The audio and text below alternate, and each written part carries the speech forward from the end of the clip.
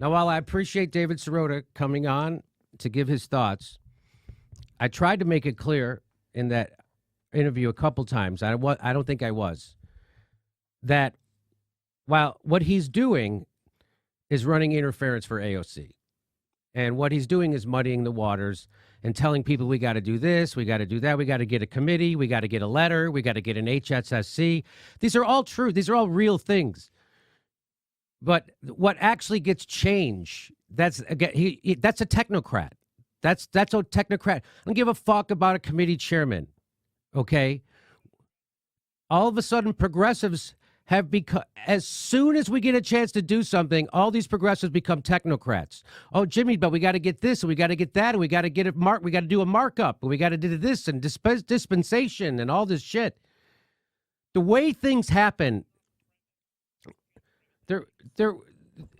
they're working off the premise that Medicare for all will not pass. I'm working off the premise that Medicare for all will pass in the House if it's brought up for a vote. And that's how mass movement gets started. And then you pressure politicians, but you never wait till politicians are ready to fucking do something for you. You build a mass movement and you pressure them to do that thing that they don't want to do, including the fucking dickhead chair of the House Ways and Means, including Nancy Pelosi and Mitch McConnell. You think we waited for the fucking... Jesus Christ. A floorboat tells us who we need to primary, and I thought movements and political revolutions are about masses of people demanding what they want from politicians and making them do it. That's what this is about. This is about masses of people making politicians do what they want. It's not about fucking, I got to get a certain committee chair, I got to get an HSS, I got to get fucking a letter to this or a fucking that to this. It's about mass movements of fucking people demanding shit happen. That's how shit has always happened, and that's how this is going to happen. And we were able to build a groundswell of fucking support and become the #1 trending topic on fucking Twitter from my goddamn garage in Pasadena. That's what I was able to do, a fucking jagoff comedian. What about a guy who's actually got fucking power? How about a guy who just worked for Bernie Sanders, who has a 30 million fucking army of people? How about that fucking guy push? What that was, what you just saw, was someone running interference for AOC, protecting AOC and the squad from actually having to do anything. They're muddying the waters. That is what's happening. They're distracting you from the main goal, and the main goal is Pelosi's gone in 2 years. All this shit is not gone. Pelosi's gone in 2 years. And all we did is change the chair of a fucking committee? She needs the votes, and we need Medicare for all. She needs the votes. We need Medicare for all. And this idea, I don't know if you saw at the end, he did a thing about, as a human being, the Kevin McCarthy, that's that as a human being, we can't have Trump. That's that whole thing that I care more about people than you.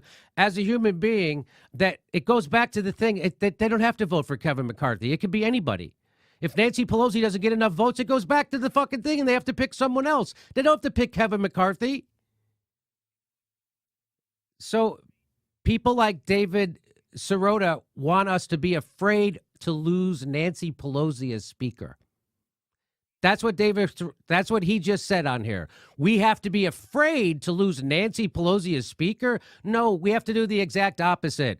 We have to make Nancy Pelosi be afraid of us. And that's what guys like David Sirota will never do.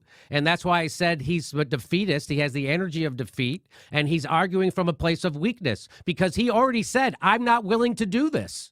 That's what he just said. I'm not willing to go against Nancy Pelosi. I'm not willing to risk that. Well, that's why you guys always lose. And Bernie Sanders fucking lost spectacularly because all you guys are always, you're losers.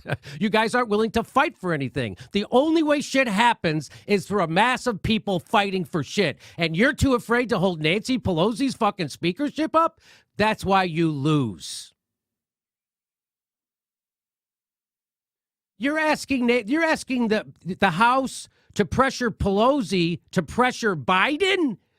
They won't even pressure Pelosi. That's the big theory, right?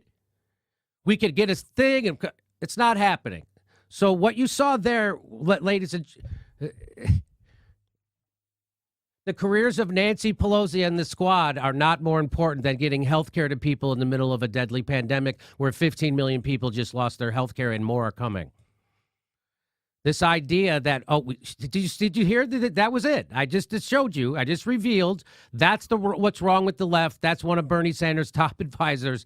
That's what's wrong. He's afraid to stand up to Nancy Pelosi. We really can't do that. That's what he just said. They don't want to fight. They're afraid to fight. It isn't in them. Did you see the energy that guy has? That is the energy of defeat. They're not fighters. We are fighters. And there's a mass movement of people that you have to fight. So that was that article, what Jacobin's doing with that article, what he's doing in that article is protecting AOC and the squad from actually having to do anything. And I thought so, and he finally revealed it at the end of the conversation. He tiptoed all the way through it, but right at the end, he finally revealed, I'm not willing to do this because Nancy Pelosi might lose her speakership. Holy fucking shit. Did you fucking hear that? I did, and I called him on it in real time. As a human being, he's misframing that. He's misframing it to scare you. You're supposed to scare Nancy Pelosi. The time is over. It's the middle of the fucking deadly pandemic. If it's not now for Medicare for all, when the fuck are we going to get it? In 4 years? 8 years? How many more people have to die before we actually put a vote for Medicare for all on the floor? So fuck anybody. As a human being, I want to vote for Medicare for all on the floor. As a human being. My fellow human beings need health care. They don't need your technocrat bullshit. Okay. And I say that in the nicest way. So I fingers crossed, I hope that he's offering those ideas in good faith. At the end of the day, his strategy is a born loser because it's the jumping off point of I don't want to threaten Nancy Pelosi's speakership. You just saw him say it. And that's why the left always loses. So, that's why the left always loses. They have no spine. They have no grit. They have no fight. They have the energy of defeat, and they're afraid to challenge power. David Sirota just told you he's afraid to challenge power. That's what that is. How are you going to win the war if you're not willing to go into battle? And he's not willing to go into battle. And that was a head fake when he said we can't settle for crumbs. He's willing to settle for nothing. Because he can't risk losing Nancy Pelosi as speaker. That's a guy inside the machine looking for another job inside the Democratic Party. Jimmy, I was just so curious. There were so many times that I wanted to jump in on the conversation because I was like scratching my head and I couldn't understand it. I just didn't understand, I didn't understand why somebody with this insight about how government works, right, and the process and knowing that, there's this thing that the president can do in a time of crisis. I want to say, really?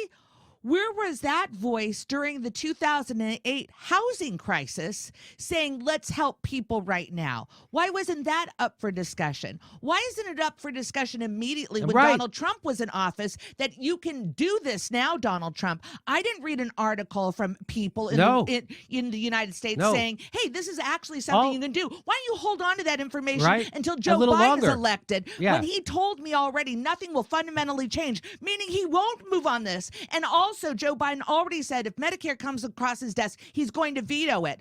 Are you kidding me? So I want to know, when somebody tells me that they're going to write that a letter, a strongly worded letter, that should be signed by everyone, I want to go, show me the fucking letter already. Submit the letter. A letter. Because, Jimmy, you're not doing enough just talking about Medicare for all. Oh, wait a minute. Here at the Jimmy Dore Show, we've been talking about Medicare for all since the beginning of the show. This isn't something that we decided to do. This is something that we know through personal experience and bankruptcy. They would actually, what we're seeing is, and I don't know what progressives would rather do right now is talk away our chance to get a vote for Medicare for all than actually fight.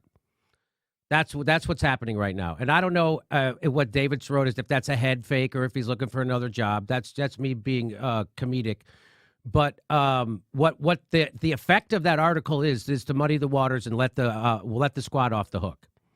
Because you heard him say it. Oh, they can't. It's really hard. It's really difficult. They can't do this. They can't force a vote because they could lose the speakership. That's patent bullshit.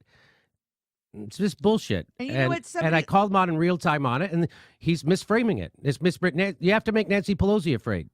And I just want to, Danny Haifong reminds me from the Black Agenda report, he reminds me that movements and political revolutions are about masses of people demanding what they want from politicians and making them do it. Don't remember a time in U.S. history where good things happened otherwise. So I'm going to read it to you again. I thought movements and political revolutions are about masses of people demanding what they want from politicians and making them do it. Making them do it. Not waiting till you have the votes. Making them do it. Don't remember a time in U.S. history where good things happened otherwise. So there you go. Jimmy. That's what we have. You have to make them do it. Yeah, but they got Mitch McConnell and this and that, and you don't have the votes. We got the co-sponsor. Fuck that. And fuck these technocrats. It's time to... when is all that? Anyway, it's just nuts. And so I don't know, intentional or unintentional, what David Sirota is doing is he just wrote an article that left the squad, lets them off the hook from having to do fucking anything. And at the end of the conversation, he just said they can't actually do it, Jimmy, because they might lose the speakership. Holy fucking shit. We never can do anything. Never can do anything. So I'm just going to show you this. Somebody also mentioned in the live chat, Jimmy Eimer mentioned. Go to Steph. Stay on Steph. It would be great if you could maybe later today show the Lawrence O'Donnell clip again about I worked in the Democratic Party. I worked in it. They don't want to hear from the progressives. They already have your vote. Where else are you going to go? JD, back to you. No. Oh, no. Back to me. Sorry. I didn't give money to Team AOC for a committee spot. No kidding, Dirty Chivo. Right? Nobody supported these progressives to go into Congress to make sure they get the committee spot. Right? This is from 1320 Bushido. Good morning. Sunday morning. I feel like we're jumping out of the frying pan into the thing. Keep doing what you do, Jimmy Jam and Steph. You got it, 1320 Bushido. Thomas Hutchinson, Jimmy's right. We need to push Medicare for all and not let ourselves be distracted by the fact that the vaccine was just released. You signed it, Mark? Self-luminosity. Thank you. Okay, come to me. Back to JD. We don't have enough votes yet. Maybe later. Martin Luther King Jr. from the Birmingham jail.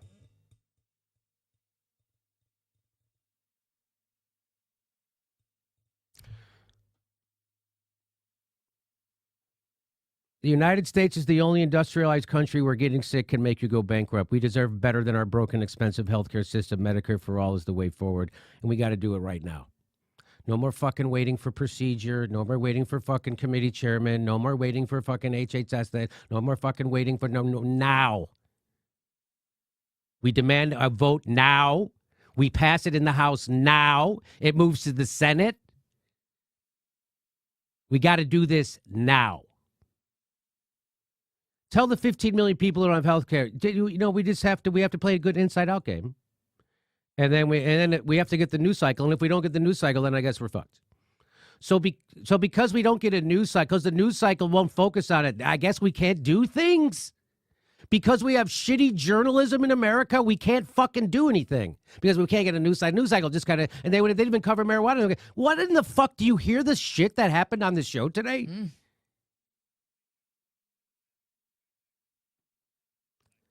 Lyndon Johnson was going to pass the Civil Rights Act, but he didn't have the news cycles.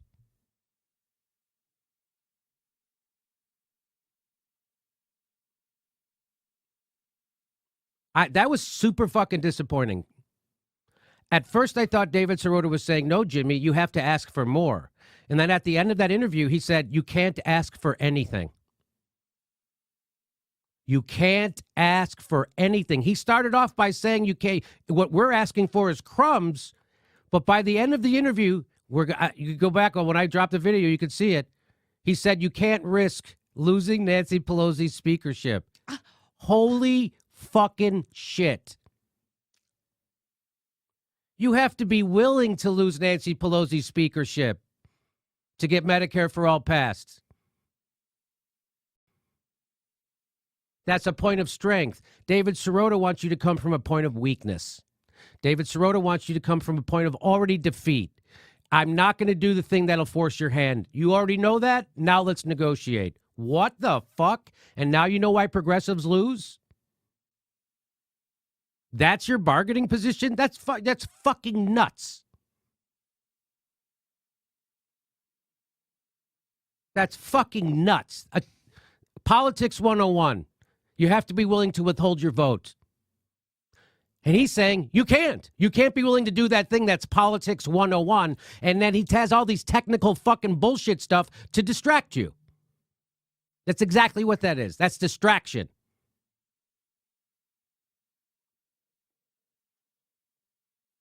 Distracting for the careers of AOC and the squad. That's what that is. That's cover for them. And they are not more important than healthcare.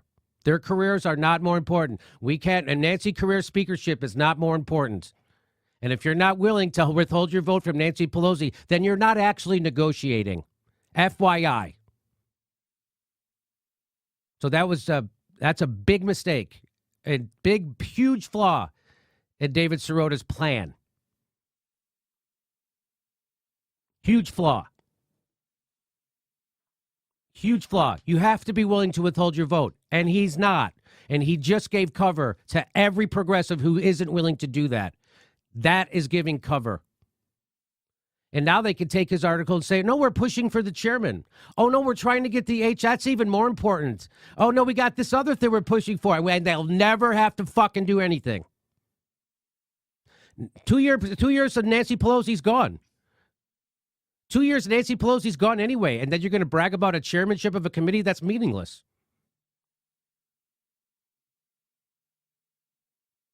No vote for Nancy Pelosi